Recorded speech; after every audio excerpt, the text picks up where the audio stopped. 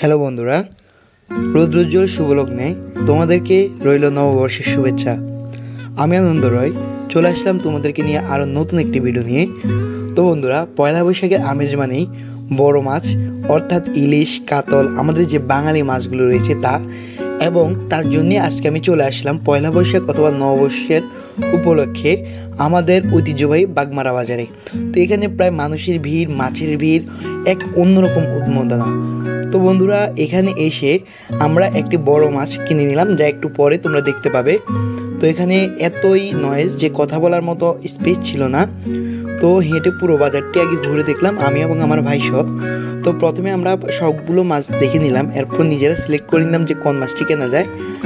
তার মধ্যে আমাদের কয়েকটা মাছই পছন্দ হয়, কিন্তু আমাদের যে মাছটির দামে এবং দেখতে মানানসই আমরা সেই মাছটি ক্রয় করি।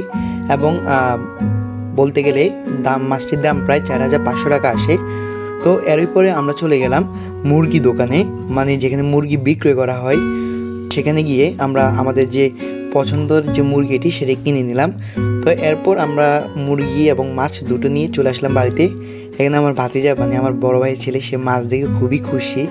তো এরপর যেহেতু মাছটি প্রায় বিশাল আকৃতির একটি মাছ, প্রায় 7 কেজির একটা মাছ ছিল, তো আমার বড় ভাইয়া এই মাছটিকে নিজেই কুটাকাটি করার সিদ্ধান্ত নিতেছে এবং মাছটিকে তার ভাজা মতো সামনে রেখে কোটা শুরু করে দিয়েছে।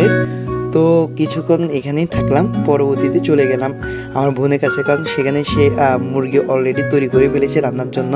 তো মুরগি এখানে প্রস্তুত। তো সবাইকে আজকে এই পর্যন্তই, ধন্যবাদ সবাইকে, দেখা হবে আরেকটি নতুন ভিডিওতে।